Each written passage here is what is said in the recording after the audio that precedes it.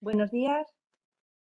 Disculpar que hayamos empezado un poquito más tarde, pero estábamos esperando a que todos estuvierais conectados y las personas que están aquí de forma presencial que estuvieran con nosotros. Hoy tenemos la sesión La gran invalidez y el daño cerebral adquirido. Eh, la persona que la va a impartir es Abelardo Moreno. Supongo que le conocéis ya porque ha participado con nosotros en numerosas sesiones y actos, por lo menos en 3 desayunos. Por lo menos esta es la segunda o la tercera vez que es una sesión de este tipo. Y a todos nuestros usuarios, cuando vienen, les decimos que no tenemos conocimiento de otra asociación como Neurolegal dedicada específicamente al daño cerebral sobrevenido. Y por eso nos gusta tanto escucharle y estar con él. Abelardo es abogado, especialista en responsabilidad civil, en negligencias médicas, en indemnizaciones, en incapacidades laborales, así como en daño cerebral. Se lanzó en esta aventura hace años. Vino aquí porque tenía un amigo y conocido al que todos recordamos, queremos, apreciamos y vemos cada vez que podemos, que es Álvaro Bilbao, un conocido neuropsicólogo, una eminencia. Y desde que vino, pues ha sido muy grato trabajar con él y afortunadamente pues va evolucionando mucho este mundo. Tanto que se atrevió a hacer el máster de neuropsicología y para estar más especializado y sobre todo para entender mejor los términos y para poder ayudar más a las personas que tienen daño cerebral. Es el director de la Asociación Neurolegal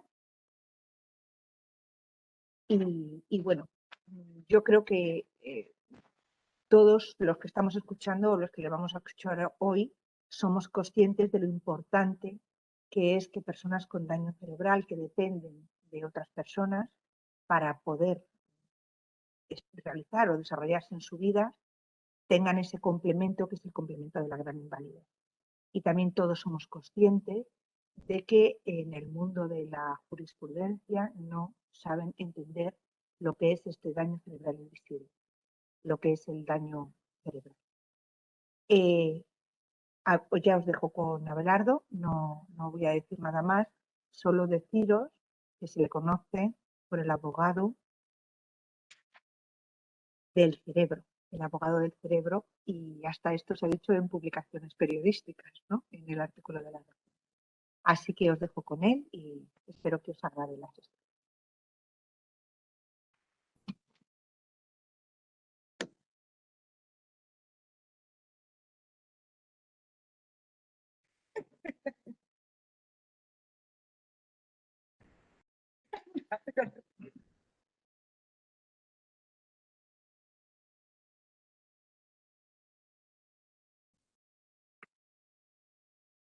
Bueno, pues agradecer muchísimo la palabra de Puri, gran profesional en su rama en el CEADAC. Y bueno, ciertamente llegué a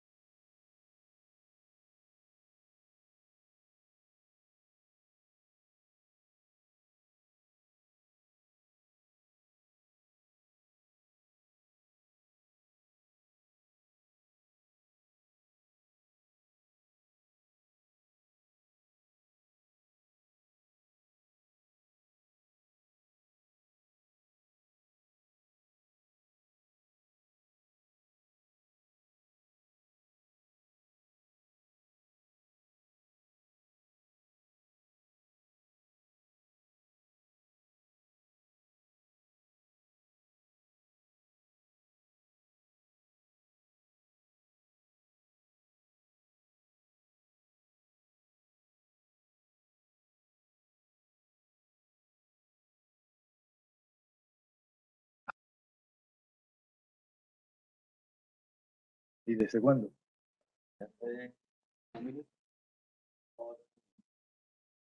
Pues parece ser que hemos tenido un problema, no sé, como iba diciendo, que en este mundo que empezamos a trabajar sobre el daño cerebral adquirido a través también de Álvaro Bilbao, que nos presentó y hemos empezado a estudiar. Sobre todo el tema de la infravaloración del daño, las secuelas cognitivas, son secuelas invisibles, son secuelas de muy difícil apreciación y secuelas que solo estudian los neuropsicólogos que atienden y complementan para conseguir las ayudas de los trabajadores sociales, pero sobre todo que en el ámbito judicial, en el ámbito administrativo, son muy poco conocidas, son muy difíciles de probar y al final entre la situación que tiene el afectado y la familia no tiene nada que ver con los reconocimientos de discapacidad, dependencia, incapacidad laboral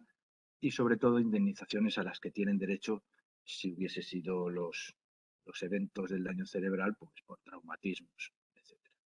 Y bueno, quiero agradecer al CEADAC la oportunidad, creo de los pocos centros que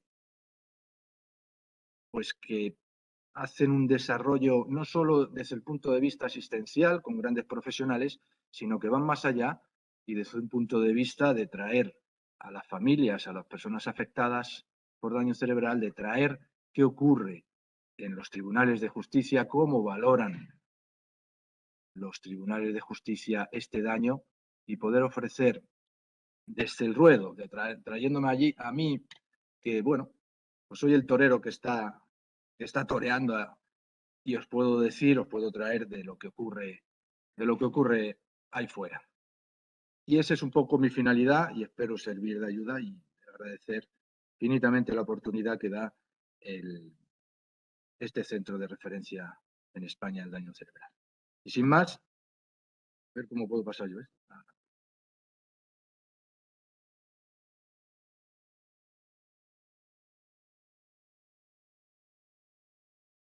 Bien.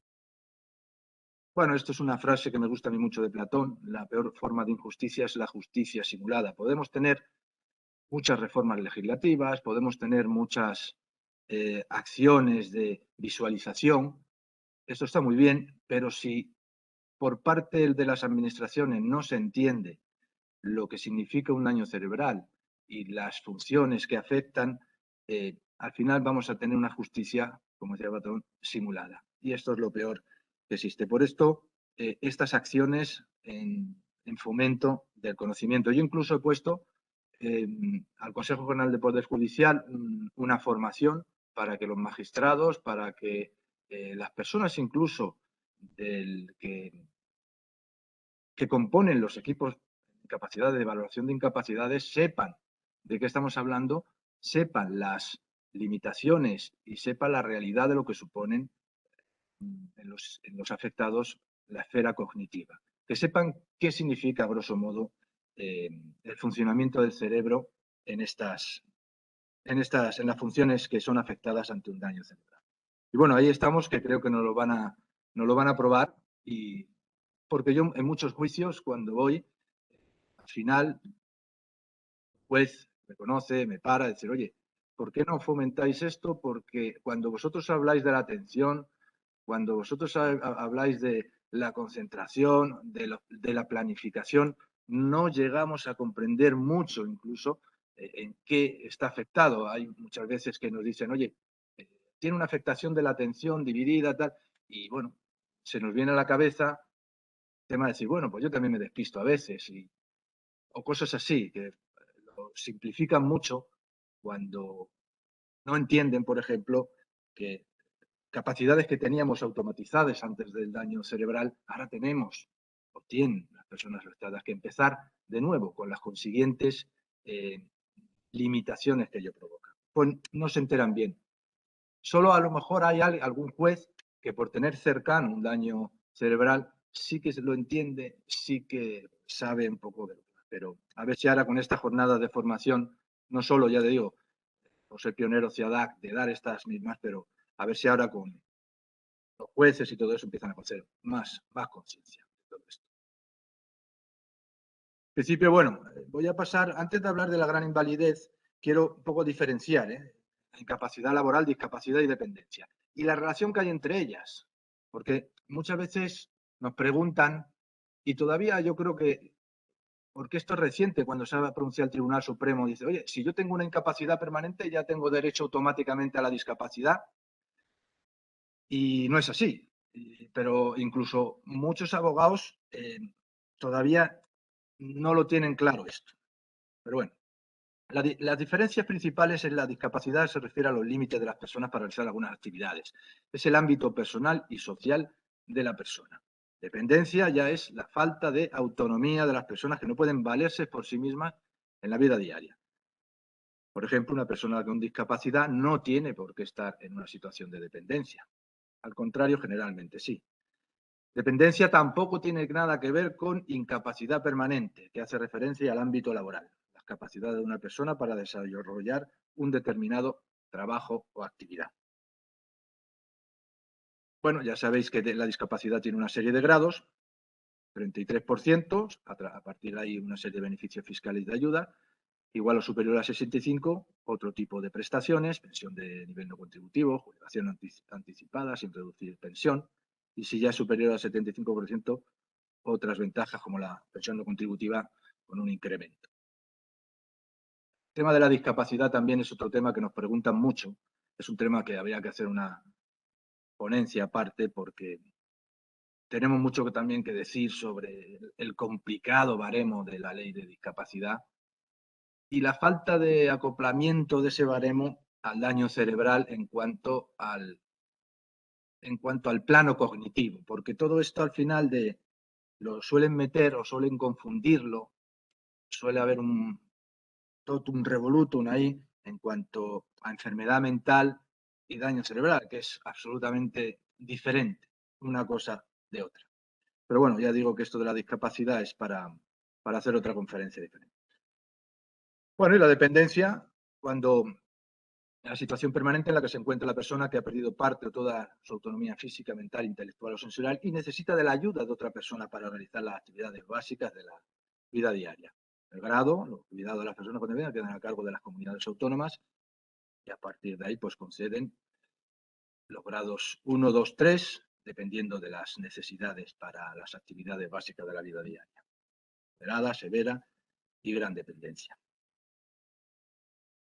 Todos estos, tanto de la discapacidad como la dependencia, todas las resoluciones pueden ser objeto de recurso, necesito de una reclamación previa a los 30 días, y luego si se responde por la administración confirmando el grado, pues se puede acudir a los tribunales de justicia, siempre con informes periciales y además con peritos que sepan valorar el baremo de la ley de dependencia o el baremo de la ley de discapacidad para poder llegar a buen puerto, porque si no los jueces van a confirmar casi siempre lo que diga el INS o la comunidad autónoma. Cuanto a la incapacidad permanente, los grados. Está la incapacidad permanente parcial, una disminución no inferior al 33%. La incapacidad permanente parcial en el daño cerebral se puede exigir cuando la afectación no es demasiado severa, cuando el trabajador puede o la persona puede realizar su trabajo, más o menos no ha quedado afectado de gran manera, puede realizar, pero sí que tiene algunas pequeñas limitaciones que le cuestan realizarlo más, que le cuesta más trabajo. Ahí sí que se puede intentar la incapacidad permanente parcial. Es una incapacidad donde puedes seguir realizando tus funciones y te dan una indemnización de 24 mensualidades. Por lo tanto, es una indemnización, la incapacidad permanente parcial, que no es fácil conseguir. Los jueces no suelen, porque para acreditar, joder, ¿cuál es una disminución superior no inferior al 33%? Tienes que llevar certificado de cuáles son las tareas, que el empresario esté de acuerdo en cambiarte de puesto a un puesto de otras condiciones. Pero bueno, yo creo que siempre hay que tratar, como al final el procedimiento social no tiene el riesgo de las costas, pues bueno, hay que intentarlo si evidentemente tenemos base, ¿no?, para ello. Pero la incapacidad permanente parcial es una cuestión que no hay que olvidar, y que cualquier daño cerebral que afecte, aunque sea mínimamente, que desgraciadamente son los menos, hay que intentar la solicitud de una incapacidad permanente parcial porque el legislador la tiene ahí, para eso hay que ejercitarlo.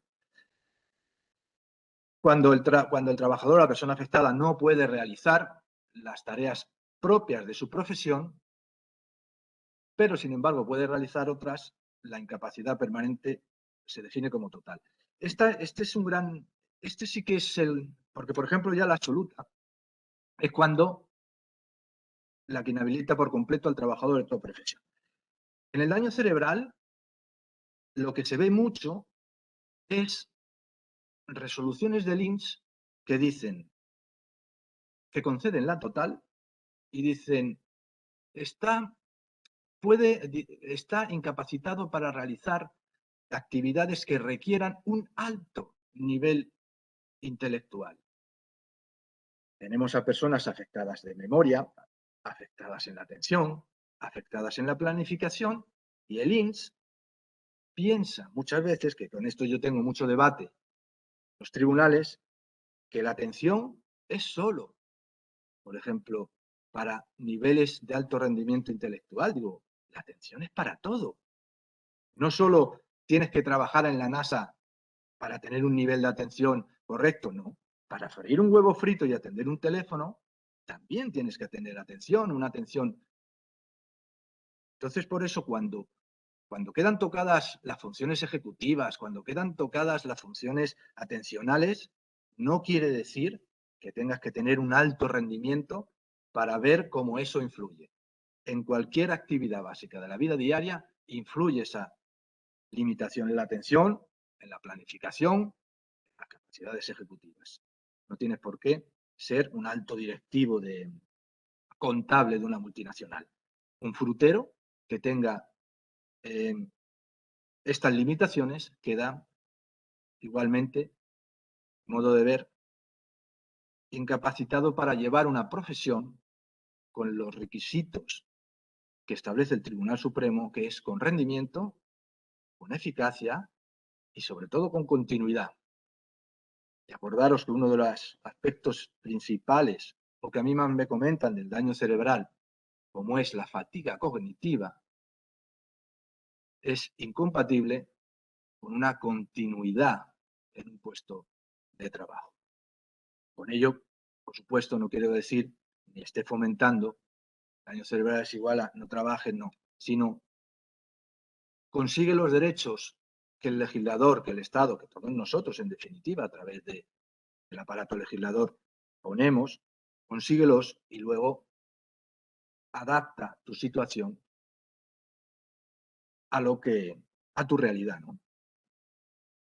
Absoluta para todo tipo de trabajo, esto es lo que suelo solicitar en estos ejemplos que os estoy poniendo, y ya lo que hemos venido ahora es la gran invalidez, que es la situación del trabajador afecto de esta incapacidad permanente absoluta. No puede partir de una gran invalidez y de una total, sino cuando te califican de una forma de decir no puedes realizar ningún tipo de función laboral con esos tres requisitos: rendimiento, eficacia, rentabilidad. Y cuando ya además existe la necesidad de una asistencia de otra persona para los actos más esenciales de la vida diaria, tales como vestirse, desplazarse, comer o análogos. Esto de análogos siempre lo subrayo. No solo son esto, vestirse, desplazarse, comer, análogos, desplazarse. Por ejemplo, otro tipo de el ocio, etc. Esta es una de las preguntas que dice, ¿se aplica automáticamente el 33% de discapacidad si tengo la incapacidad permanente? No. Había sentencias antes que lo aplicaban, anteriormente, el decreto 1 de 2003 de 29 de noviembre sobre derechos de las personas con discapacidad, y decían los perceptores de pensiones de seguridad social, por encontrarse en situación de incapacidad permanente total, absoluta o gran invalidez, ostentan automáticamente y a todos los efectos tal condición de personas con minusvalía o personas con discapacidad, con los derechos y ventajas de distinta naturaleza que ello comprende. Es decir, antes ostentan automáticamente, y así las sentencias se pronunciaban, es decir, si tú tienes una incapacidad permanente, automáticamente tienes concedida el grado del 33% de discapacidad. Y había otras sentencias que decían que no, que eran dos mundos diferentes, dos ámbitos jurídicos diferentes, la incapacidad permanente y la discapacidad. Y decían que consideraban también como discapacitados en grado del 33% a los pensionistas de invalidez permanente, pero únicamente a los efectos de la propia ley. Es decir, bueno, pero para poder servirte o poder tener los derechos que parten de la discapacidad del 33%, ese reconocimiento se tiene que hacer a través de la ley de discapacidad, de autonomía, etcétera, a través de los procesos de la que lleva la discapacidad y que te la concediesen los organismos que lo llevan, las comunidades autónomas. Así llega el Tribunal Supremo en unificación de doctrina. Cuando hablo de unificación de doctrina, el Supremo es cuando hay disparidad de sentencias entre unos que opinan una cosa y otros otras, y el Tribunal Supremo es el árbitro el que dice, no, pues tengo que unificar, tengo que decir cuál es la doctrina que se va a aplicar. Y al final nos dicen que esta sentencia, que ya veis que es reciente, de 2020, por eso todavía hay personas que entienden o piensan que hay una aplicación automática, con esta sentencia,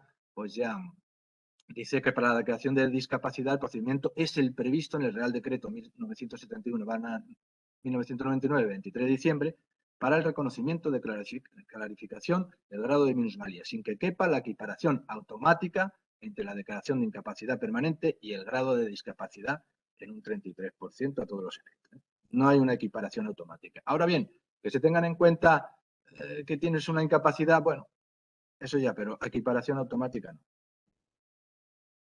Igual, ¿equiparamos la dependencia a la gran invalidez? No, tampoco. Otra sentencia del Tribunal Supremo, la número 633/2020, de fecha 9 de 7 de 2020, para unificación de doctrina, dice, no se desprende en modo alguno que el legislador haya querido vincular o equiparar el grado de la situación de dependencia o discapacidad con los grados de la situación de incapacidad permanente. Quienes se encuentren en un determinado nivel de discapacidad o dependencia no tienen por qué ser considerados automáticamente en situación de incapacidad permanente total, absoluta o gran invalidez. Tanto la valoración de grados como los conceptos que los integran son diferentes y autónomos y no son ni tan siquiera alternativos. Esto lo dicen mucho, hay que tener cuidado porque yo he visto un compañero que cuando van a solicitar la gran invalidez llevan como pilar de defensa o como núcleo de su defensa, y es un error, el tema que se ha concedido por la comunidad autónoma el grado de dependencia 1, 2 o 3 y que por lo tanto es evidente, si entras así al juez le vas a desconectar, porque él sabe que no tiene nada que ver la dependencia con lo que él tiene que juzgar, la gran invalidez. Otra cosa es que una vez que explicas a través de informes médicos, a través de pericial, a través de testigos, la situación de gran invalidez del trabajador o de la persona afectada por el daño cerebral, es que como complemento digas que incluso la administración, en el ámbito de la dependencia, ha sido reconocida a través de los trabajadores sociales que fueron, o de los técnicos, digamos, que fueron al domicilio, que vieron cómo esta persona estaba afectada, pero como complemento. Nunca se tiene que llevar como un pilar fundamental de la defensa porque el juzgado de lo social va a pagar va a desconectar el juez. Bueno, pues la gran invalidez en el DCA. Bueno, ya sabéis que es el grado máximo de la incapacidad laboral. Se reconoce a quienes padecen una enfermedad o lesión que no les permite realizar ningún trabajo, incapacidad permanente, y además necesitan la ayuda de otra persona para los actos más esenciales. Lo que tiene la gran invalidez es el complemento económico, que luego os digo cómo se calcula cuánto es, más o menos, porque para calcular hay que hacer una serie de operaciones que no vienen ahora. Es aburrido el cálculo. Bueno, los requisitos es estar en una situación de alta o asimilada al alta. Esto significa que el trabajador, antes de solicitar la gran invalidez, debe haber estado desarrollando alguna actividad o cotizando por ello. También se aceptan otras situaciones que causan el mismo efecto, como por ejemplo estar de baja, cobrando la prestación por desempleo, disfrutando del permiso, lo que se conocen con las situaciones asimiladas al alta. Esta condición nos aplica que cuando se haya cotizado 15 años a la Seguridad Social y 3 de ellos se encuentren entre los últimos 10 años. De este modo, es posible solicitar la invalidez estando en situación de no alta, solo en esta situación. También otro requisito, no haber cumplido la edad ordinaria de jubilación. En caso contrario, el usuario debe solicitar la pensión por jubilación en lugar del grado máximo de incapacidad permanente. Se exceptúa el supuesto en que la dolencia aparezca después de este tiempo y se califique como enfermedad profesional, así cuando no se cumplen los requisitos para percibir la ayuda, la prestación por estar jubilado. Estos son un poco los supuestos a la hora de solicitar. Si tenéis alguna duda esto, en este sentido, yo esto lo hablo siempre con una gestoría que colabora conmigo, que conoce, que calcula las bases reguladoras, que calcula los años, que calcula tal. Porque yo más bien me dedico a defender el derecho a la gran invalidez. Esto es lo que hemos dicho antes. Años cotizados, también lo que hemos comentado. El complemento económico por gran invalidez es, al final, quiero que os quedéis que el resultado no puede ser inferior al 45% de la pensión por invalidez absoluta. Es decir, que aproximadamente es, si nos han concedido una pensión por incapacidad permanente absoluta de 1.000 euros, por ejemplo, pues no puede ser inferior el complemento a ese 45%. Generalmente viene siendo pues la mitad, que es una ayuda, hombre, porque está bastante bien. El cálculo se hace, pues, esto es sumar el 45% de la base mínima de cotización vigente cuando se reconoció la capacidad y el 30% de la última base de cotización del trabajador. Ahora ya no se realiza una operación que realizaba antes el INS, ya acabaron con eso el Tribunal Supremo, que antes, después de esto, se realizaba una operación adicional de multiplicar por 12 y dividir entre 14. Esto ya no se hace. Se hace simplemente con esta suma aritmética de las bases mínimas y el 30% de la última base de cotización. Cuando se trata de accidentes de trabajo o enfermedades profesionales, hay que recordar que la pensión por gran invalidez se incrementa en un 30 y un 50% en función de la gravedad de la responsabilidad empresarial. Es por falta de medida de seguridad si se trata de accidentes de trabajo. Pero no hay que olvidar que el complemento de gran invalidez se incrementa si es accidente de trabajo. Eso hay que tenerlo presente, porque si no se solicita en este sentido, pues pierdes un complemento valga la redundancia, muy importante.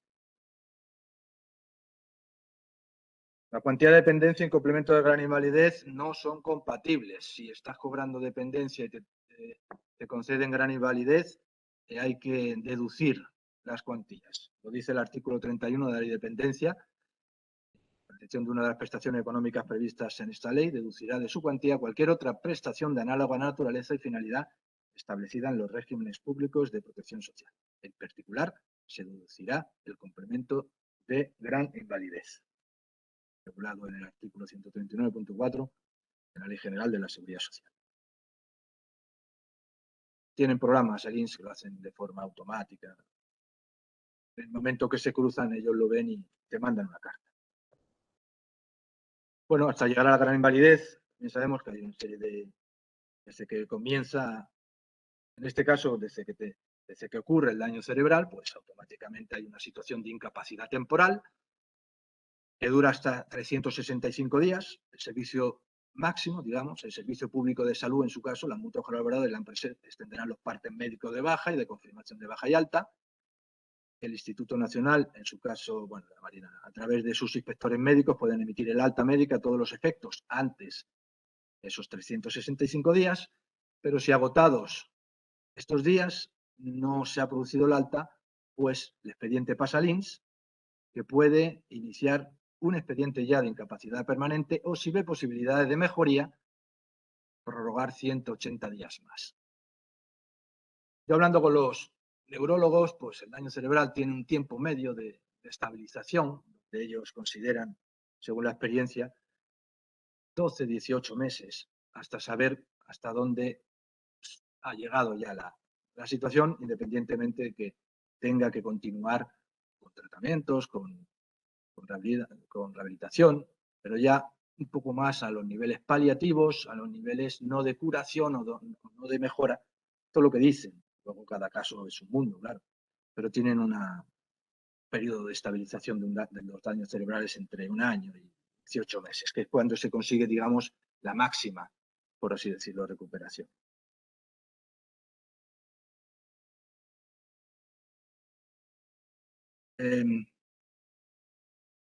Cuando resuelve el INS, tanto si nos dice no hay ningún tipo de incapacidad, yo veo resoluciones con gente muy afectada por el daño cerebral que dice que no son lesiones constitutivas de incapacidad. Otros que establecen que sí, que es lo que os he comentado antes, sí, es una incapacidad permanente total, pero como solo están afectadas para alto rendimiento, solo tiene limitación para altos compromisos intelectuales, pues bueno, como la persona trabajaba en una empresa de contable, pues para ese trabajo no, pero puede trabajar en otras. Puede trabajar en la limpieza, puede trabajar en un comercio, te dicen la total. Bueno, cuando no estamos de acuerdo con la resolución del INS, 30 días para realizar una reclamación previa ante el propio INS. El INS son hábiles. Aunque yo, en los temas administrativos, yo siempre prefiero no apurar los hábiles, hacerlo como naturales y hacer las cosas porque alguna sorpresa he visto, pero bueno, para evitar incidencias. Reclamación previa, el INS, ante el propio INS, tiene 45 días. Yo creo que habrá un porcentaje yo de todas las que he hecho de las reclamaciones previas, pocas son las que dice el INS. Ah, vale, es verdad, tienes razón, muy pocas, 10%, menos. Porque el INS al final dice, bueno, pues si no están de acuerdo y tengo yo como Estado que dar una pensión, pues ya que lo diga la justicia. Ana dice que no se oye de nuevo. ¿No se oye? He visto un mensaje.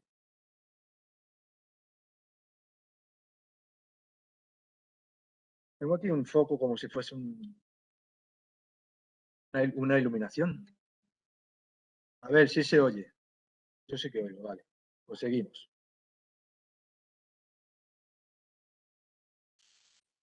Como decíamos.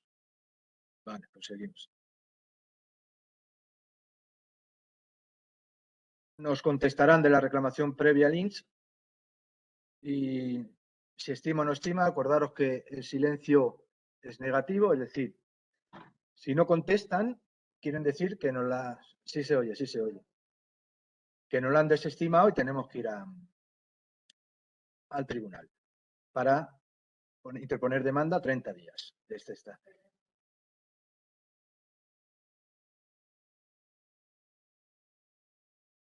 Sí, sí, de hecho, lo normal es que no contesten.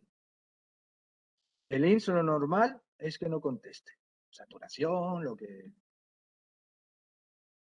Cuando no contestan, en realidad, tú tienes que contar los 45 días, apuntártelo en la agenda. Aquí tenía que haber contestado el INS, en esta fecha.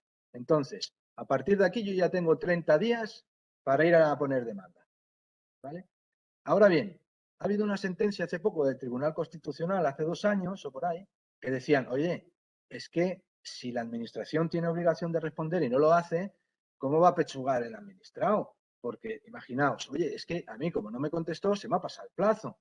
Es que no sabía que eran 45. Entonces, como tiene obligación el INDE de resolver expresamente, el plazo ese de 30 días para interponer demanda no existe. Es decir, si no contesta el INS, tú puedes poner demanda cuando quieras.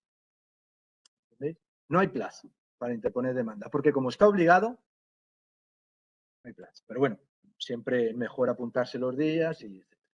Antes, por ejemplo, te decían, interpones una demanda y dicen, oiga, mire, es que usted la ha interpuesto fuera de plazo. No ha pasado, pero bueno, la ha interpuesto fuera de plazo. ¿Por qué? Porque desde que usted mete la reclamación previa, hemos contado 45 días, no ha contestado el INS, el silencio es negativo, usted se le abrió el plazo de 30 días para interponer la demanda y no lo ha hecho. Y había sentencias que decía, por lo tanto, fuera de plazo la demanda y se desestima. Pero llegó el Tribunal Constitucional ante un planteamiento de inconstitucionalidad de esto, decían, oiga, mire, si el INS, si la Administración tiene la obligación de resolver, si no lo hace, no pongamos al administrado la falta de obligación, o sea, la falta de resolución expresa, porque le estamos causando un perjuicio. Si no contesta el INS, se puede interponer la demanda cuando usted tenga por conveniente. No se sujeta a plazo.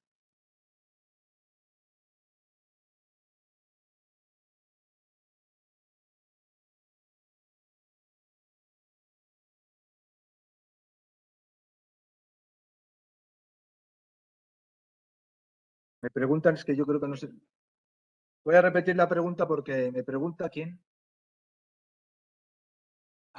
Me pregunta, Zuberoa, neuropsicóloga. Me dicen que una vez que se pone la demanda, hay juicio, sentencia, si no hay más. No, claro, ahí está el Tribunal Superior de Justicia. Recurso de suplicación. Contra la sentencia, ¿no estás de acuerdo? 5 días para anunciar un escrito, para anunciar que no estás de acuerdo y quieres recurrir en suplicación. El juzgado dice, muy bien, te da a disposición los autos para que luego en 15 días pongas el recurso de suplicación ante el Tribunal Superior de Justicia. Los recursos de suplicación no son fáciles porque, a diferencia, por ejemplo, que en el ámbito civil, que tenemos la audiencia provincial, los ámbitos deudas, indemnizaciones, tal, la audiencia provincial sí que es un órgano que puede revisar nuevamente el juicio, todo el juicio, es decir, como tenemos una segunda instancia para que vuelva, oye, no estoy de acuerdo con lo que ha dicho este juez, tal, vas a la audiencia y la audiencia puede revisar todo. El TSJ no. El TSJ parte de lo que está aprobado. Solo puedes establecer, decir, oiga, TSJ, el juzgado de lo social ha recogido estos hechos probados, pero es que le faltan. Es que no ha recogido todos.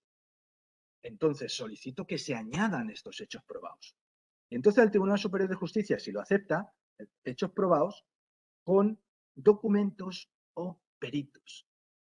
Cuidado con los testigos, porque eso no recoge nada.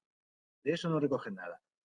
Si quiere llevar bien un procedimiento de incapacidad y más en el daño cerebral, documental y pericial. Apóyate si es un testigo perito. Cito como testigo perito a doña Purificación, que es la trabajadora social que ha visto tal y no es un perito, pero es testigo con cualidades especiales y conocimientos especiales. El juez lo tiene que dar. Pues, ¿usted conoce este caso? Sí. Usted y se lleva como complemento, eso también le gusta al juez.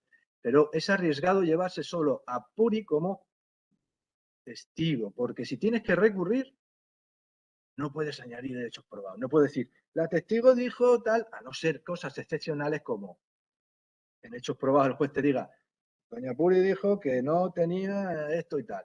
Y fue al contrario, dijo lo contrario, pero es más excepcional. Por lo que incapacidades, documental, buena documental, los informes de CEDAC son muy buenos y periciales. Porque con el perito sí que puedes establecer al juez. Oigan, el informe pericial dijo eso, añade usted este hecho. El TSJ te da, que dice que no, que está bien la sentencia del juzgado social, puedes decir al Tribunal Supremo. Pero puedes ir para lo que yo he dicho, unificación de doctrina. Oiga, también muy difícil. Oiga, en Pamplona, por un caso parecido, el TSJ dijo que esto es esto, y es que ahora usted, en un caso prácticamente idéntico, dice que no. El Supremo, ¿quién tiene razón? Eso. Pero ojo para encontrar un caso idéntico. Los del Tribunal Supremo están un poco, por si les interesa, si no, no. Entonces, bueno, pues eso son un poco los casos. Yo creo que está bien explicado, ¿no? Muy llano, muy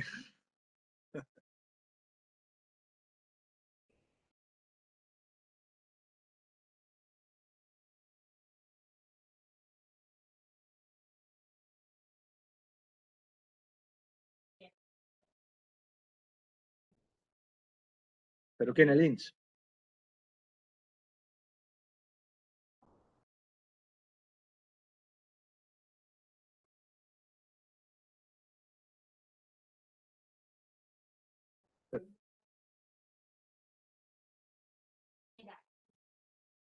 Espera un momento. Es que como me están poniendo... No es que no se oiga, es que no estoy hablando. Lo que pasa es que me quedo muchas veces parado porque las personas que hay aquí en directo me preguntan y como a ellas no las oís, tengo que repetiros yo. Así es que sí, un minuto, lo oigo y os comento.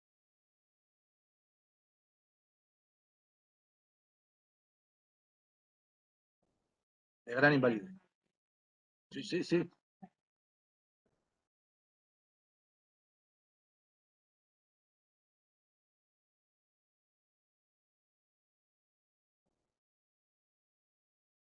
Sí, pero si no contestan, tiene. Me pregunta Cristina de CEDAC que hay el INS en dos casos de libro de gran invalidez. El INS no decretó la gran invalidez, sino la incapacidad permanente absoluta. Es difícil que el INS directamente entre con la gran invalidez. Es muy difícil, es muy difícil. Tienes que ir. También se protege, decir, bueno, mira, hombre, a no ser que tengas a una persona de daño cerebral en estado vegetativo, vale. Pero bueno, he visto que alguna vez lo he visto, que tampoco digo, bueno, no sé qué más quieres. Y en este caso, que lo que me estabas contando es si, por ejemplo, el INS, ahí cuando ponéis la reclamación previa, oiga, que no es absoluta, que bueno, es absoluta, mejor dicho, pero es que además necesita el complemento, se necesita que hay la gran invalidez, porque se prueba que dependiente de otras de necesidad de ayuda en las actividades básicas.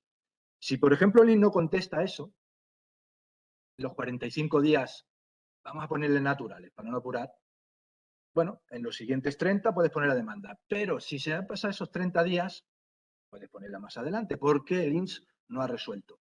Muchas veces lo que pasa es, tú pones la demanda diciendo que, oye, la pongo porque ha habido un silencio, no han contestado, bueno, pues pongo la demanda. Tal. Y cuando estás en el juicio, le llega al cliente o al paciente la resolución expresa. Lo que tienes que hacer, hay que tener cuidado con eso, porque hay alguna vez que cuando llegue el acto del juicio, a ampliar la demanda. El acto del juicio. A ampliar la demanda a la resolución expresa. No vaya a ser que el INS diga, oiga, aquí estamos. No son así, o sea, son...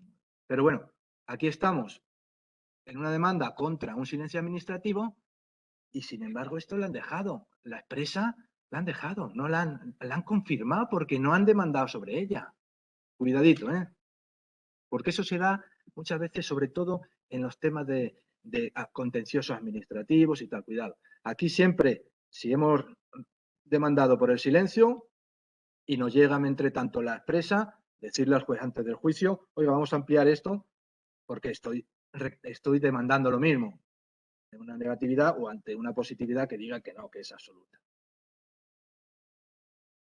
No sé cuáles serán los casos de Cristina. Yo generalmente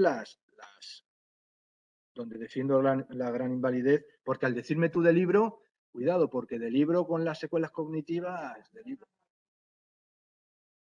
Ah, vale, vale. Si es de todo, claro. Si es silla de ruedas, alimentación, tal, eso es de libro.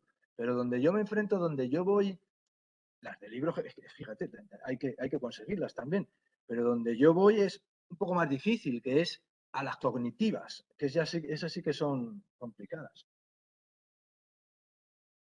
Bueno, si no es por los trámites de oficio, del INS, todo esto, pues bueno, si una persona considera que está en esta situación, pues bueno, se puede por iniciativa propia rellenar el formulario. La página de la Seguridad Social está bastante bien en esto, presentar la solicitud, rellenar los formularios y fuera. Y esperar respuestas. Yo creo que todavía siguen sin reconocimiento presencial. Me parece que siguen. Ya están citando, ¿no? Bueno, aquí vamos a hacer un repaso para que veáis qué hacen los tribunales con los casos que os estoy contando, que más bien me refiero a los casos de las secuelas cognitivas, no a los casos palpables, tal, que bueno. Y vamos a empezar por las sentencias que estiman. Antes quiero que veáis una cosa, que hice ayer, a ver si lo he cogido, a ver, que veáis cómo está esto. Lo que pasa es que no sé si se ve bien. No lo hiciste tú, Ima. ¿Veis el puntero este? Sí, ¿no? ¿No veis el puntero?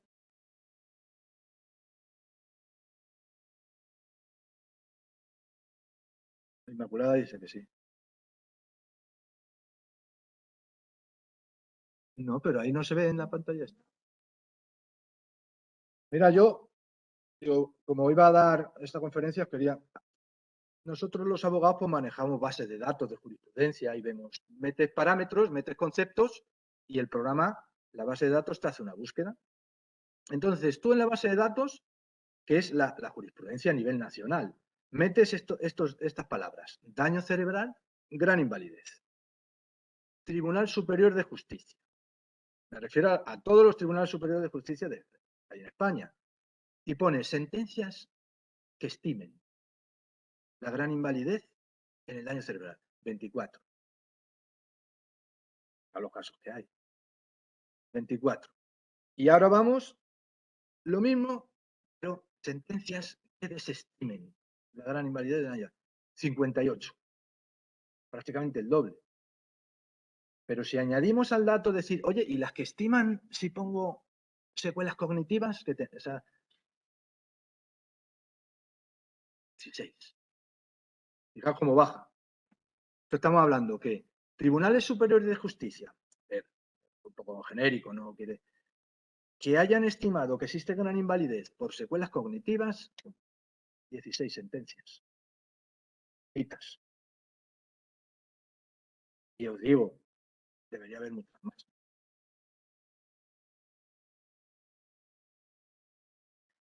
A ver, de hecho digo que a nivel genérico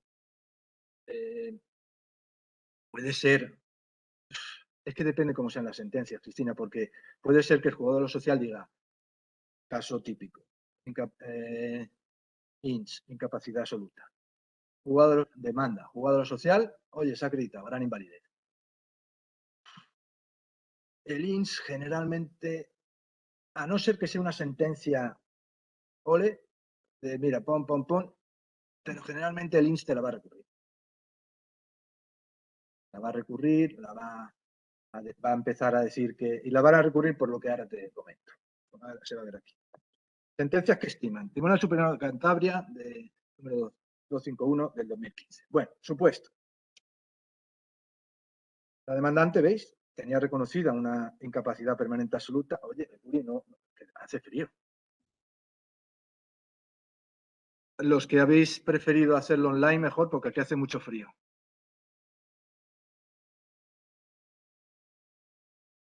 La próxima conferencia, Puri, la hago desde casa, ¿eh?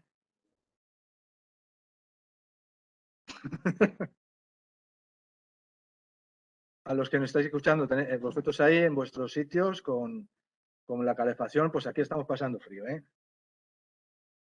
Bueno, Tribunal Superior de Cantabria es un supuesto de demandante que tiene una reconocida una incapacidad permanente absoluta, parada cardiorrespiratoria con una encefalopatía posagnóstica y que provoca el siguiente cuadro funcional que os sonará, porque prácticamente se da en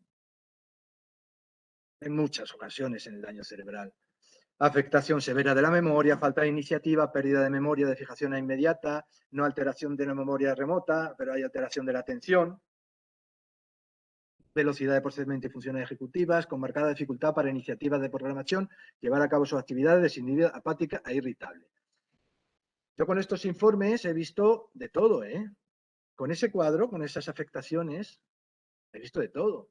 De Selin diciendo que no son lesiones constitutivas de incapacidad, de que es la total, por lo que yo os he dicho, que sí, que están alteradas, pero solo van a afectar a funciones de alto rendimiento.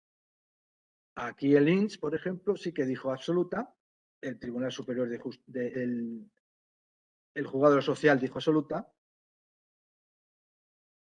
Esta sentencia dijo que no, gran invalidez. Esta sentencia es interesante porque nos establece que es un acto esencial para la vida, es decir, todo aquel que sea preciso para la satisfacción de una necesidad primaria e ineludible para poder fisiológicamente subsistir o para ejecutar aquellas actividades indispensables en la guarda de la seguridad, dignidad, higiene y decoro fundamental para la humana convivencia.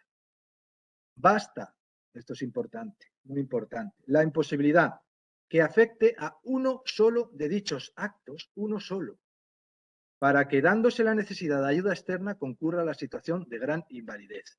Fijaos, no es uno solo, sino que continúa diciendo sin que sea precisa que se desarrolle de forma permanente o continuada, para que veáis que la gran invalidez bien llevada, conociendo todo esto, se puede llegar a conseguir. Porque fijaos que no es una persona que esté, como decía antes Cristina, en una silla de ruedas que le tengan que dar de comer, que le tengan que desplazar. No, no. Con un solo acto que necesite ayuda externa y ni siquiera que sea de forma continuada, la jurisprudencia ya entiende que existe gran invalidez. La situación de gran invalidez, sigue diciendo la sentencia, debe estimarse no solo en los casos en los que existe una completa imposibilidad para el de todos los actos esenciales, tetrapléjico, sino también en aquellos otros en los que concurre dificultad para el desarrollo de los mismos, que solo pueden realizarse de forma parcial que no excluya la necesidad. Y esto es importante porque esto lo digo yo mucho porque se da mucho en el daño cerebral y en los juicios. Digo, oye, la persona, pues sí, puede asearse. La persona, ¿y puede tomar su medicación? Sí. ¿Puede salir a pasear? Sí, pero, eso pongo ahí, pero, si tiene que ser una tercera persona la que diga que lo haga, eso ya es gran invalidez. Y se da mucho en el daño cerebral. Pues de no existir ese motor, como me decía una señora, sí, si mi marido, claro, se toma la medicación, pero tengo que estar yo diciendo que se la tome. Vamos a pasear y él pasea, pero tengo que decir yo que salga, porque si no, no lo hace. Eso es gran invalidez. Y sin embargo, muchos juzgados dicen, pero ¿cómo te voy a conceder la gran invalidez si puede comer, si puede asearse, si puede tal? Digo, sí se lo dicen. Si no se lo dicen, no lo va a hacer. Segunda sentencia, Tribunal Superior de Justicia de Castilla y León, fecha 26 del 7 de 2017. Tenemos un supuesto de un traumatismo craneoencefálico. Veis, por ejemplo, aquí en imaginaos, no recuerdo bien cuál fue la contingencia, pero imaginaos que este traumatismo encefálico fue por un accidente laboral, por falta de medidas de seguridad del empresario. Oye, que no tenía puesto el andamio, no le habíamos dado los arnés de seguridad, se cae, tal, pues no solo el complemento de la gran invalidez del mínimo del 45%, sino que además hay que sumar de un 30 a un 50% más por falta de medidas de seguridad, ¿vale? Eso es importante, que mucha gente, bueno, va con accidentes laborales, solo pide la gran invalidez, se quedan contentos con la gran invalidez, pero tendrían derecho a un complemento mayor. Traumatismo craneoencefálico grave, síndrome frontal, trastorno orgánico de la personalidad, alteración de las funciones cerebrales superiores integradas. Aquí hay trastornos de psiquiatría que establecen que tiene un trastorno orgánico de la personalidad de moderado a grave, presenta episodios de agresividad, hostilidad, desinhibición. Impulsos, tal. Acordaos que la psiquiatría es una cosa y el daño neurológico es otro. Pueden estar concatenados o puede producir, pero no tiene que ser, no es lo mismo. El Tribunal Superior de Justicia da la razón y concede la gran invalidez. En primer lugar, el TSJ discrepa del argumento de la juez del juzgado de lo social que decía que los problemas de supervisión, que esto es otra de las cosas que se ve mucho, y otra de las cosas que establecen los informes. Porque luego los informes, vuestros, sitios, tal, son importantes cuando se establecen palabras así, de, oye, pues necesitas supervisión, porque luego se agarran. Claro, vosotros, claro, tenéis que hacer, son informes clínicos y no tenéis por qué. Pero para que os deis cuenta que aquí, por ejemplo, oiga, es que en los informes dice supervisión, que no da lugar a la gran invalidez por afectar al comportamiento y no a los actos de la vida diaria. Aquí, por ejemplo, era así. la persona tiene un trastorno orgánico de la personalidad, le tiene que ir supervisando. La jueza dijo, bueno, pues si es supervisión, por el comportamiento, pues yo no voy a conceder gran invalidez, no es un acto esencial de la vida diaria el comportarse de una manera u otra. Sin embargo, el TSJ, esta sentencia muy bien, ha venido manteniendo que la gran invalidez comprende también aquellos casos que las alteraciones mentales, en este caso hablamos de trastorno, hacen necesaria la supervisión constante de la persona por los riesgos que puede suponer para sí mismo o para terceros, incluso la necesidad de llevar a cabo la necesaria toma de la medicación. Esta cuestión que parece baladí, decir, oye, toma de medicación, que parece es un acto esencial de la vida porque es la salud. Y si una persona no es capaz de medicarse porque necesita de la ayuda de tercera persona, no para supervisar, sino para que su salud quede protegida, pues esto es acto esencial y por lo tanto gran invalidez. ¿Eh?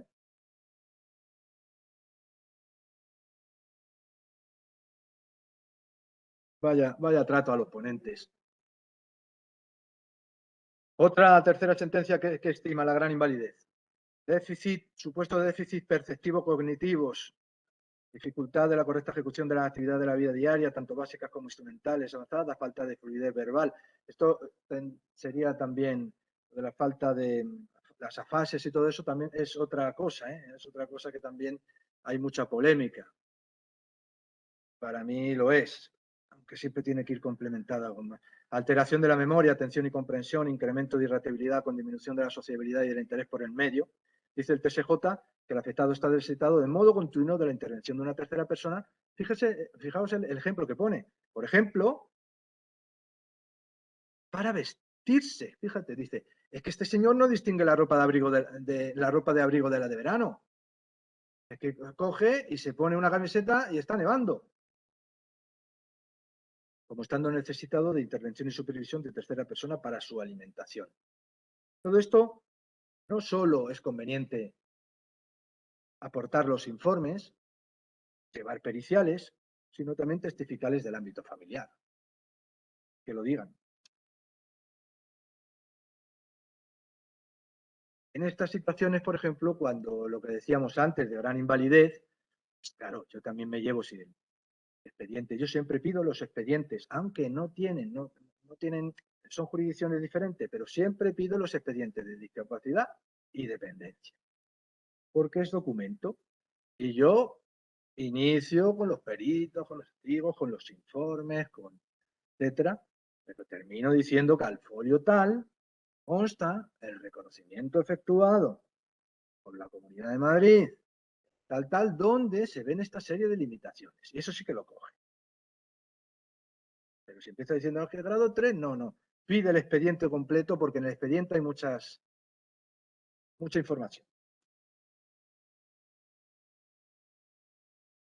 Claro, más lo hacen mejor y también, hombre, porque al juez siempre, aunque sean jurisdicciones diferentes, que no tengan, pero al juez siempre le viene a la cabeza decir, bueno, hombre, si lo dice una administración, pues también, por ejemplo, los jueces y el INS, informes de CEADAC, claro, son muy importantes para ellos, quizás son una de las referencias más importantes y siempre estamos hablando de CEADAC, ¿no? Tanto el INS como yo.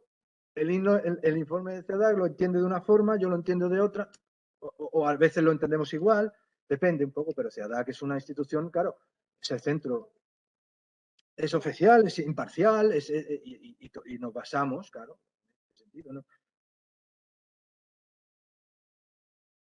Hay veces que, por ejemplo, hay informes pero eso ya nos hace dudar el tema de las escalas, dudamos mucho porque, oye, discapacidad en esta leve, pero oye, que leve a lo mejor en este ámbito donde nos movemos es importante en un ámbito normal, de donde no nos movemos, por eso, y muchas veces nos dicen, cuando a lo mejor va de otros centros y tal, testigos a aclarar esto, decir, bueno, es que lo de la leve es en ambientes donde todo es muy grave. Y nosotros cuando cogemos eso decimos, no, no, es que pone leve, es que leve no es nada, leve es que me he despistado. Y no, no es así. Y las sentencias que nos estiman, que son las más, ofrecen generalmente estos argumentos. Por ejemplo, la sentencia del País Vasco, de 13 del 12 de 2017, por un traumatismo severo, esa fijación retrógrada, impactante cambio de personalidad, irritabilidad y apatía. Fijaos con este cuadro ya. ¿eh? Y sin embargo, el juzgado social sí que concedió la gran invalidez, al determinar que el actor precisa de ayuda de tercero para desplazamientos exteriores, dado que apenas puede caminar ni puede conducir, requiriendo ayuda en determinadas actividades de aseo personal y también para preparación de comida, partir carne u otros alimentos de textura similar. El juzgado de lo social, para conceder esto que estaban los informes. Autónomo, vale, para la actividad de la vida diaria, salvo ayudas puntuales, independiente para el aseo personal, salvo ayuda, que esto se trata también mucho, para el enjabonado de la espalda y corte de uñas, también para el vestido, salvo ropa especialmente complicada, autónomo para alimentación, excepto para partir carne, precisando supervisión para preparación de comidas. Desplazamientos exteriores depende de un tercero, pues apenas puede caminar 1 kilómetro y no puede conducir teniendo reconocida dependencia de severa por parte del Instituto Foral de Bienestar Social. Así basó la sentencia, ¿no? Sobre todo esta sentencia se basaba en el desplazamiento exterior, es que decía, oye, es que a partir de 1 kilómetro sabéis que muchas veces del daño cerebral es un recorrido lo que se puede hacer a partir de cuando te despistas de otro ya, cuidado. Es decir, tú puedes hacer un recorrido que lo tienes aprendido, pero hay mucho daño cerebral que cuando si se le pone en un punto diferente al que él tiene aprendido, para regresar, por ejemplo, a su casa, no sabe. Sin embargo, el Tribunal Superior de Justicia del País Vasco revoca la sentencia en este sentido.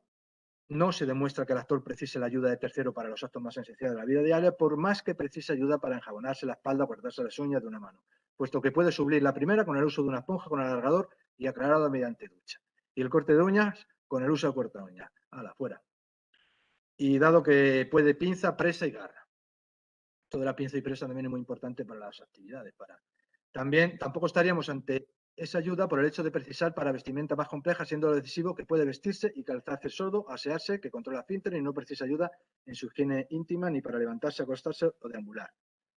Por otra parte, y esto que mucha gente oye, si no puedo conducir, no es una actividad, el Tribunal Superior de Justicia del País Vasco dice, si bien no puedo conducir, dicha actividad no es básica. Claramente lo de conducir no lo consideran como algo básico. No ha quedado demostrado que no pueda utilizar transporte público pudiendo desplazarse sin ayuda 1 kilómetro.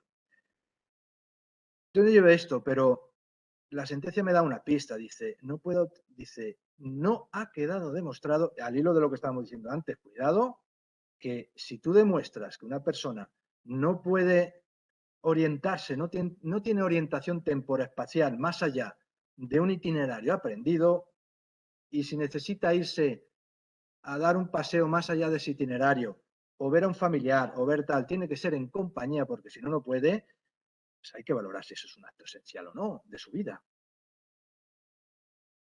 Aquí no quedó demostrado que este señor no pudiese utilizar el transporte y tal, no quedó demostrado lo que estamos diciendo. Si se hubiese demostrado, a lo mejor el cambio del pronunciamiento del TSJ hubiese sido diferente. Se declara al actor que no se halla en situación de gran invalidez. Este dibujo es un poco exagerado, pero así fue. Barcelona diferencia entre necesidad de asistencia en las actividades instrumentales complejas no esenciales y, por otro, la asistencia de una supervisión y control en relación con las actividades de la vida diaria.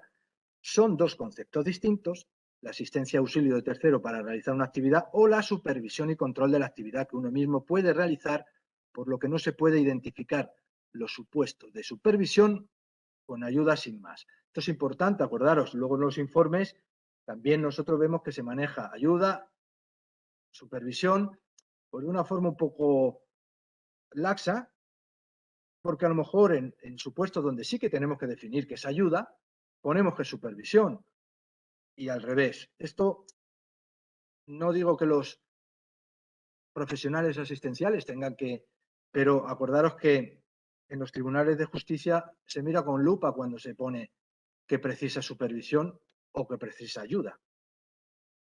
Este último concepto, el de ayuda, sin duda se halla implícita la dependencia requerida en el artículo 194. La supervisión o el control no conlleva ni determina por sí mismo impedimento para la realización de tareas esenciales como comer, andar, vestirse. Esto es lo que se considera luego, por si os sirve de ayuda, profesionales asistenciales, que la justicia establece que supervisión no es impedimento para la realización de las tareas y por ello, si en otras circunstancias concurrentes no participa en el concepto de falta de autonomía personal tributaria del grado de incapacidad de gran invalidez.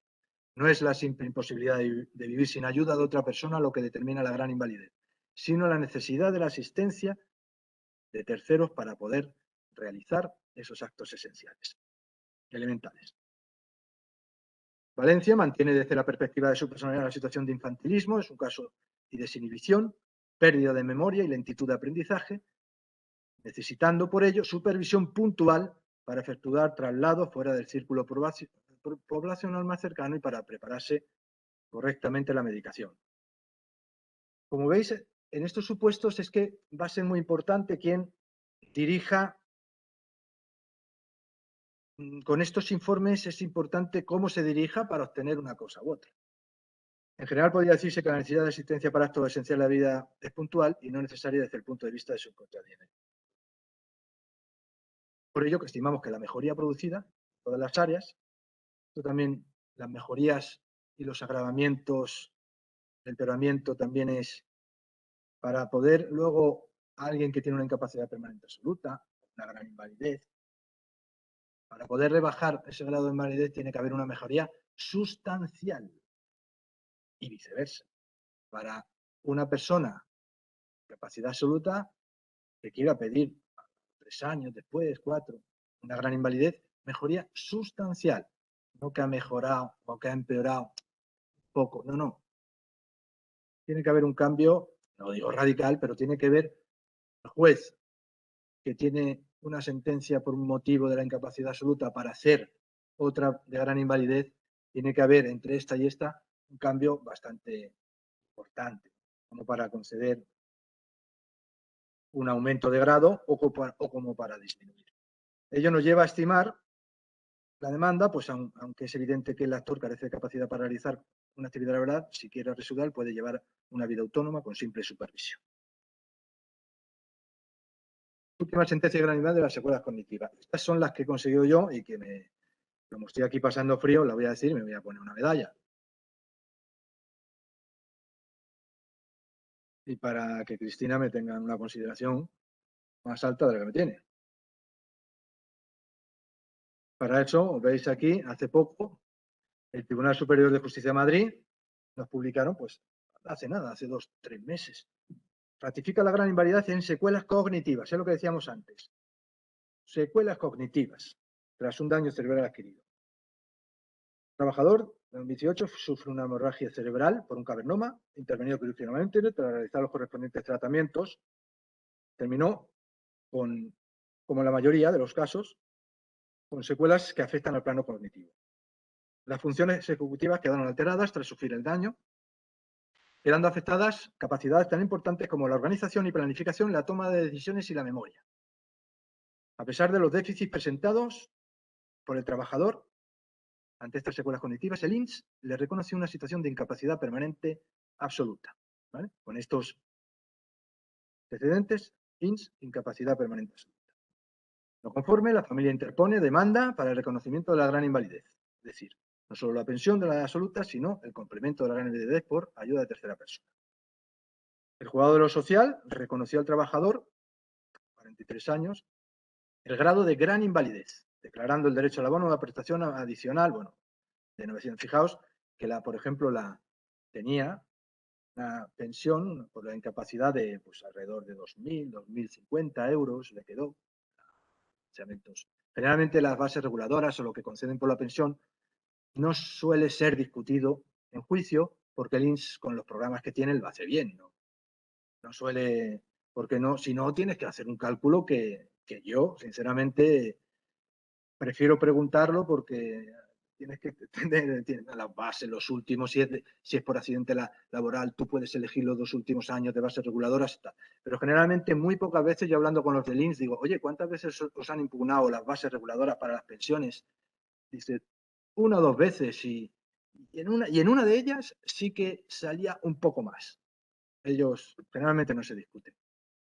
Yo me llevo un poco a grosso modo, y si coincide, a lo mejor que coinciden no exactamente, pues no, tampoco impugnas. Aquí, por ejemplo, de una base reguladora de 2000 tal, pues imaginaos, pues se le añadió un complemento de 900, de casi 1000 euros, que pues, al mes para la ayuda es claro, porque luego son las 14, por eso digo, 14 pagas. Se recurrió en su aplicación la sentencia ante el Tribunal Superior de Justicia de Madrid, lo recurrió el INS al considerar que la gran invalidez no procede cuando la ayuda para las actividades esenciales sea parcial o limitada, o solo se trate de una supervisión. ¿Veis? Esto es lo que suelen ser los recursos que se establecen cuando los juzgados sí que conceden la gran invalidez. Porque para la gran invalidez, decía el INS, el beneficiario debe precisar ayuda efectiva para atender esas necesidades primarias. Igualmente, el INS invocó, el TSJ de Madrid tiene establecido que para el reconocimiento de la situación de gran invalidez carece de virtualidad como elemento condicionante, ¿veis?, la decisión que se haya adoptado en los procedimientos de dependencia al tratarse de jurisdicciones competentes. Estos son básicamente los 2 fundamentos, los 2 pilares por los que se lucha la gran invalidez. No precisa, la ayuda es parcial o limitada, si hablamos de ayuda. Y si hablamos de supervisión, olvídate. Vale, me has acreditado que necesita ayuda, pero es parcial o limitada. Y, por supuesto, no me hables ni me fundamentes una sentencia, se lo dirían al juzgado, porque le han concedido una situación de dependencia, porque son. Entonces, si te basas solo en eso, el TSJ te lo va a cascar.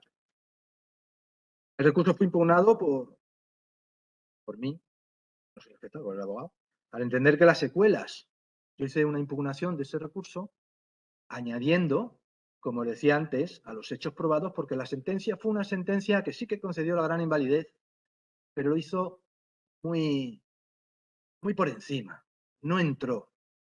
Y digo, esta sentencia yo no la voy a recurrir. Además que lo hizo muy por encima en cuanto a las secuelas cognitivas, y encima sí que hizo un fundamento en la sentencia donde decía que es verdad que le habían concedido la dependencia.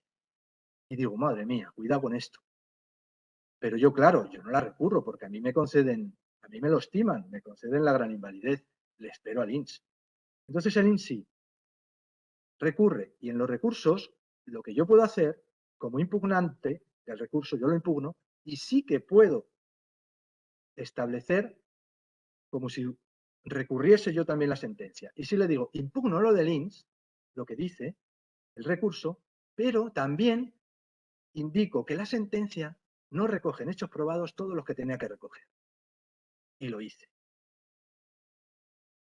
Entre otras cosas, a través de este informe de tal, aparecen estas secuelas. El Tribunal Superior de Justicia añadió, porque si no llego yo a impugnar y a decir que añada eso, ¿verdad?, no le conceden la gran invalidez por lo que estaba estableciendo el INS, porque no se puede por dependencia, no se puede argumentar que se conceda la gran por dependencia, sino que como el INS o como el TSJ admitió los hechos que como complemento le pedía, confirmó la gran invalidez. ¿Y qué hechos le pedía yo que complementase? Pues esto. Las secuelas cognitivas que provoca el daño cerebral adquirido suelen pasar desapercibidas, dado que el daño invisible, esto fue una cosa que le comentaba yo en el recurso, es decir, que no son apreciables simplemente las limitaciones en las importantes funciones ejecutivas que distinguen al ser humano, el déficit atencional, problemas amnésicos, problemas ejecutivos y baja iniciativa que hacen que los afectados deban estar acompañados y supervisados de forma continua, puntual.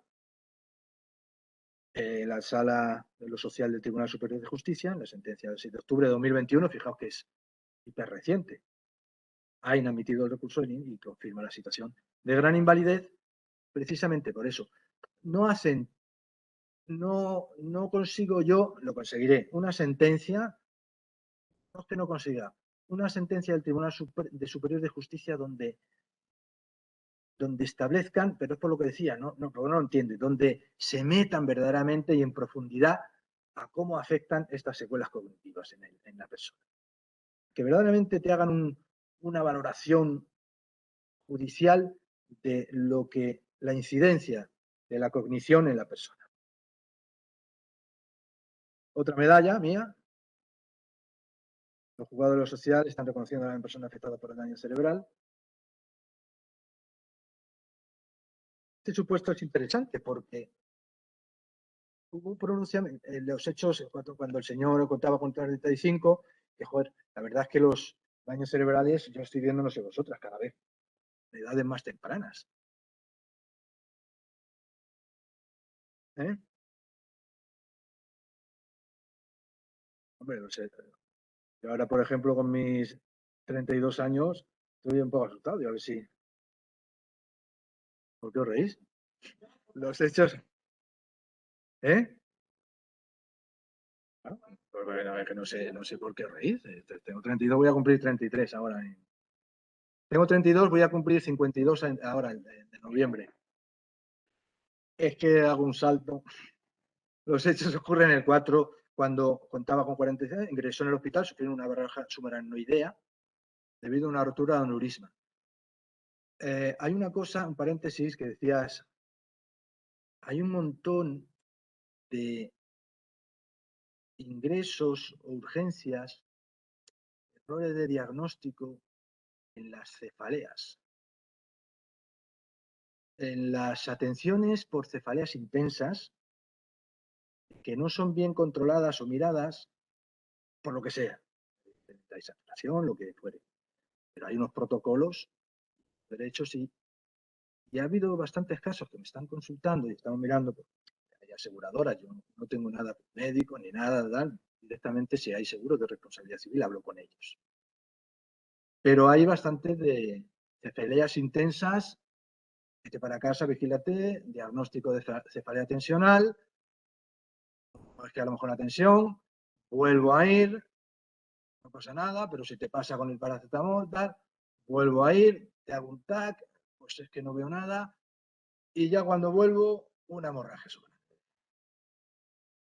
Y ya hemorragia subaracnoidea que ya estaba en el primer momento que fue, por la cefalea intensa que ya se veía. Es que en el TAC no aparecía nada, ya, pero es que por protocolo, y si ves que es una de intensidad brusca, si en el TAC no aparece, hay que hacer más cosas. Incluso una punción lumbar, que es donde se aprecia si verdaderamente hay una hemorragia subaracnoidea, porque si está saliendo sangre en el cerebro, pues todas esas zonas se están infartando. Es una cuestión urgente. Y al final se produce un daño que podía haberse evitado hasta ese extremo. Fue el caso de este señor, pero vamos a seguir hablando de la gran invalidez. Debido a una rotura de un aneurisma y tras ser intervenido quirúrgicamente, se le trató de enfermedad, daño cerebral, etc. El INS consideró que su situación era incompatible con la realización de cualquier trabajo, otorgándole una pensión por absoluta. No estando de acuerdo, al entender que precisaba ayuda a tercera persona para realizar las actividades básicas, se interpuso reclamación. Las secuelas, desorientación temporoespacial, síndrome disejecutivo moderado, apatía, desorganización, perseveración, amnesia anterograda severa, no almacenaba información posterior al evento sufrido. Ninguna, ¿eh? La mujer me decía, ¿qué información? Dice, solo el nombre de la gata que tenemos. Era meritoria de un grado de invalidez, teniendo derecho a percibir un 50% más, tal, de lo que estaban reclamando. Se denegó y pusimos reclamación previa. Esta sentencia fue así entre el ámbito judicial, digo, anda, curiosa, porque lamentablemente, mientras el juicio, este señor falleció. Entonces, hicimos una sucesión procesal con la mujer y la hija que eran las herederas. El juez admitió la sucesión procesal continuó el juicio y logramos que el juzgado admitiese sucesión y la sentencia 25 de mayo estima el juzgado la gran invalidez del difunto y concede el derecho a los herederos a cobrarlo. Concedió el juzgado la gran invalidez, él tenía, evidentemente, no iba a ninguna pensión, pero carácter retroactivo de que le tenían que haber concedido la gran invalidez en su momento, no la absoluta, pues los herederos consiguieron por luchar por los derechos de su familiar que los abonasen esa prestación, porque tenía derecho. Esto es todo curioso porque dice, no hemos tenido muchas de estas de sucesiones procesales, bueno, esta sentencia, esto no lo recurrió Linz al final. La sentencia recuerda que la gran invalidez se otorga para satisfacer una necesidad permanente e ineludible, sin que pueda exigirse para ello que la ayuda se refiera de manera permanente a lo largo de todo el día. Esto es una de las cosas por las que suele también recurrir el Linz, pero la jurisprudencia nos dice que no es exigible que sea permanente. Y sobre todo, que concurra la imposibilidad de realizar alguno de esos actos por sí solo, sin que baste la media dificultad, ¿vale? Pero acordaros que solo con uno. Y reflexiones finales. Uri. Voy a reflexionar un poco sobre nuestra vida. Hay un libro que lo habéis leído, ¿no? De Oliver. Hace mucho. Y a veces con lo de los informes, pero claro, a ver cómo lo solucionamos. Esto es una cuestión de todos, ¿no? Decían los informes, este libro decía, el pabellón de una institución, quiero también que me digáis si estáis de acuerdo, ¿no? Porque me dirijo a vosotros.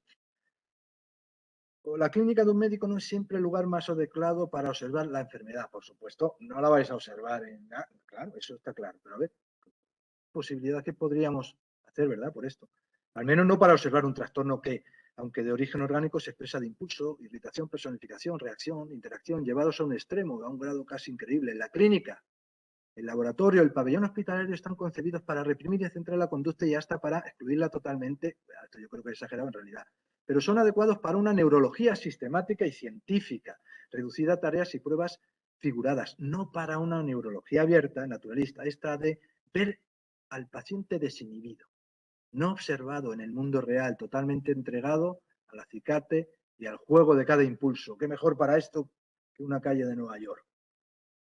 Esto es lo que decíamos antes. Claro, hacemos los informes con los que tiene el paciente. Claro, son informes donde están hechos en una institución médica, donde al paciente le ponemos en el máximo quizá de sus posibilidades y salen con informes a veces que son perfectamente clavajos en su realidad, pero otras veces que no es que no tengan nada que ver, por supuesto que no, pero sí que es demasiado positivos a lo que luego tienen que sufrir en el día a día.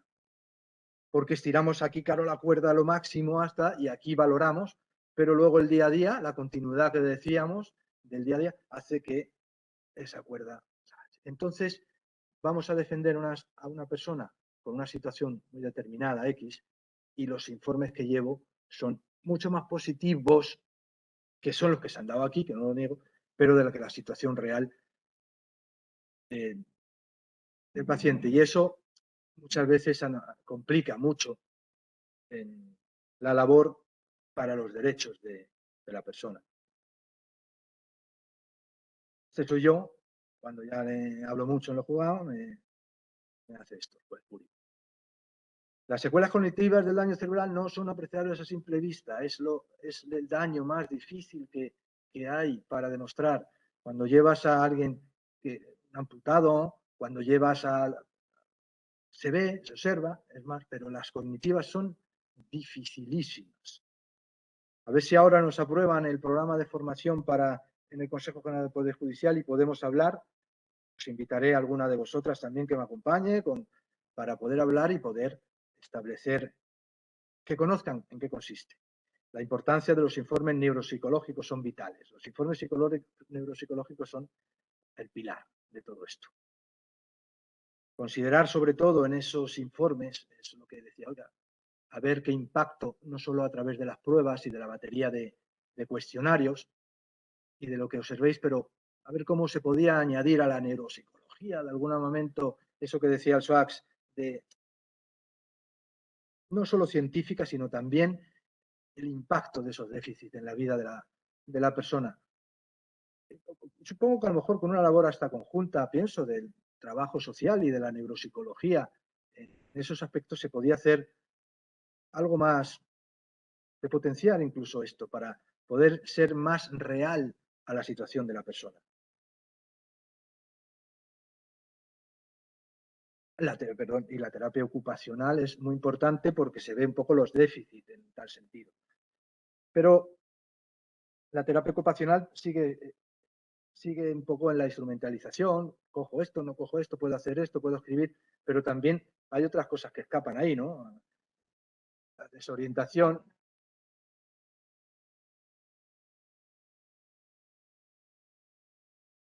Pues entonces sería lo que decimos, trabajo social, terapia ocupacional, neuropsicología, un componente, a lo mejor unificar todo muy eso, porque muchas veces tenemos los informes separados, cada uno en su materia sí, pero a lo mejor un conjunto entre todos los profesionales. Esto es lo que decía, que hemos hecho una propuesta de formación, a ver qué nos dicen, yo diré, experiencia judicial no suelen entender las secuelas relativas a la cognición. Fijaos que muchas veces en las sentencias, cuando se dan, cuando se alterna limitaciones en el aparato locomotor, tal, más las secuelas cognitivas, como los informes que hacéis vosotros aquí, que, bueno, por un lado está la repercusión funcional locomotor, por otro lado el aspecto neuropsicológico. Los jueces te hacen a lo mejor 3/4 partes de la sentencia del aparato locomotor, cuando tú ni siquiera has establecido nada, y del apartado de la neuropsicología con pinzas, porque no saben. Pero te digo más, hablando con los forenses de lo social, también van ahí, porque no hacen neuropsicología, ni siquiera la psicología hace neuropsicología. Y entonces están ahí, cuando es psicólogo, tiene la especialidad de cuando lo es, porque hay muchos casos que ni lo son, van con pinzas, van casi transcribiendo, pero sin razonar lo que ponen los informes. Pero cuando van a los jugados, pues, hombre, no te digo, joder, pero no convence.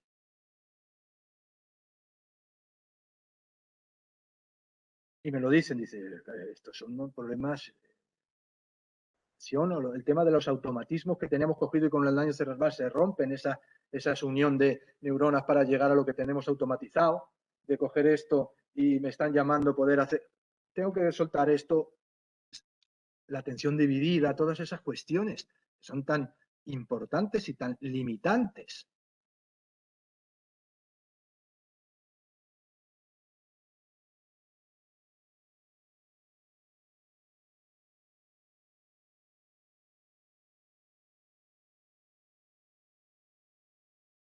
Sí.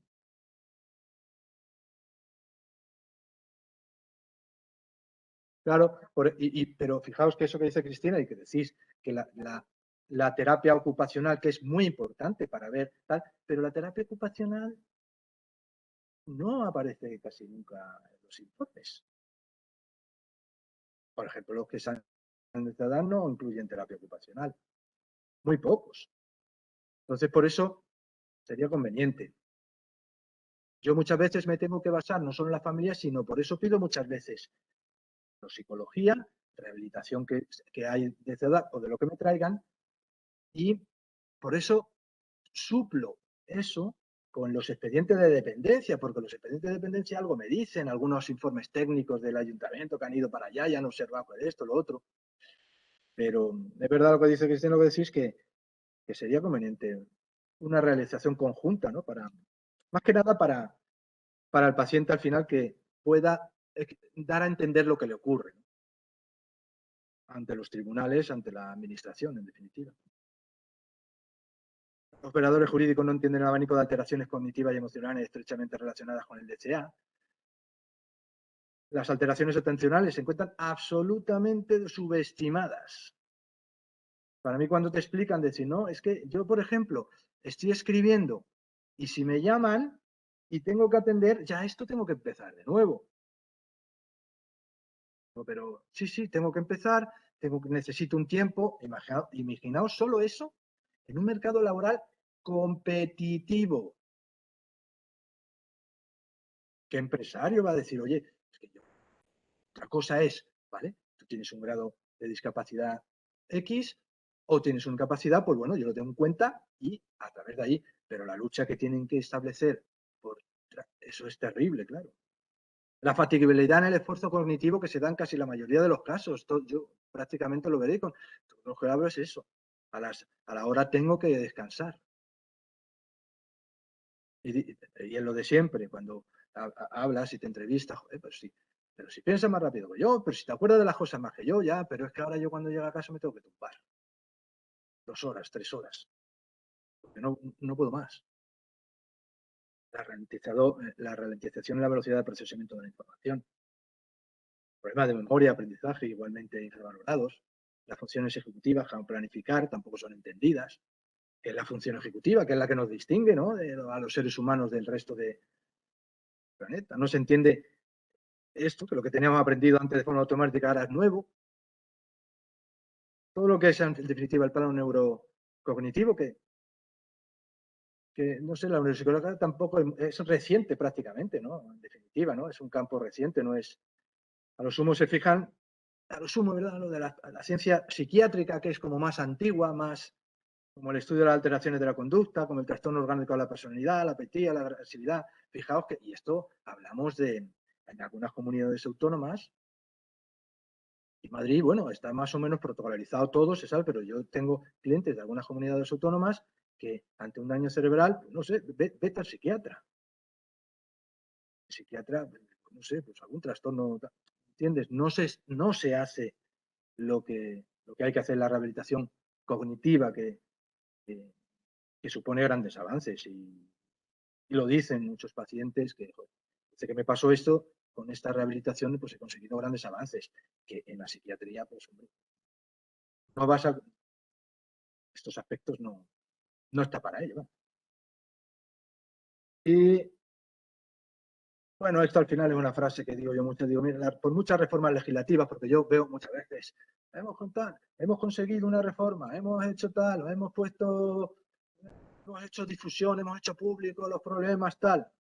Vale, pero no deja de ser un traje muy bonito, pero si eso no se entiende por los organismos judiciales, da igual la reforma. En definitiva, si al final todo eso tiene que ser el Poder Judicial el que lo interprete, si no lo haces, y por eso el agradecimiento un poco y de verdad, de corazón al SEADAC, porque como institución en el sentido de clarificar y de invitar a gente que estamos allí y os explicamos cómo lo hacen los tribunales superiores de justicia, qué es lo que entienden, qué es lo que no entienden, y que vosotros como organismo asistencial del daño cerebral os interese eso, a mí me parece una función única y muy, muy buena. El invitar, digamos, al plano jurídico para que desde también aunar conocimientos para la mejor solución y la mejor para los pacientes con daño cerebral, pocas organizaciones o pocas instituciones lo hacen, ¿eh?